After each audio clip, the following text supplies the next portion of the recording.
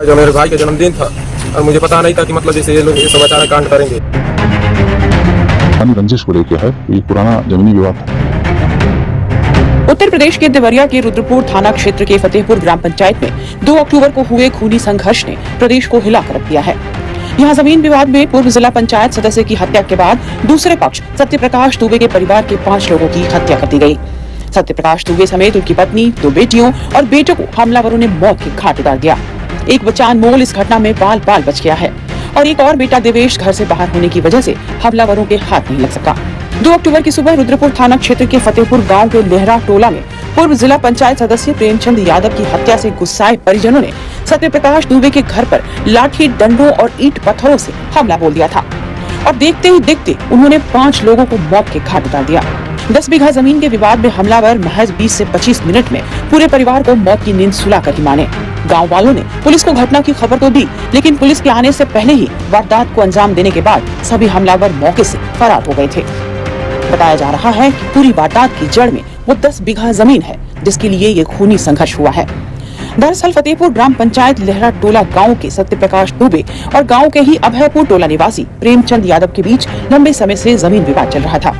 सत्यप्रकाश के भाई ने अपने हिस्से की करीब 10 बीघे जमीन प्रेमचंद को दे दी थी। प्रेमचंद उस जमीन पर खेती कर रहे थे। सत्यप्रकाश दुबे उस जमीन को वापस हासिल करना चाहते थे। इसी को लेकर दोनों के बीच पिछले 7 सालों से विवाद चल रहा था। सत्यप्रकाश इस मामले को लेकर कोर्ट तक चले गए थे और दोनों के बीच विवाद का कोई हल नहीं निकल रहा था। 2 अक्टूबर की सुबह यादव इसी विवाद की वजह से सत्यप्रकाश के घर पहुंचे थे। प्रत्यक्षदर्शियों के मुताबिक दोनों के बीच एक बार फिर यहाँ कहासुनी हो गई थी। उसके बाद सत्यप्रकाश दुबे के घर के करीब 20 मीटर दूर प्रेम यादव का शव पड़ा मिला था।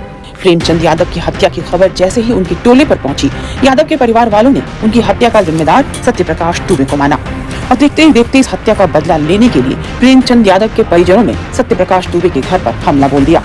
हमलावरों को घर में जो मिला एक एक कर सबको निपटाया गया।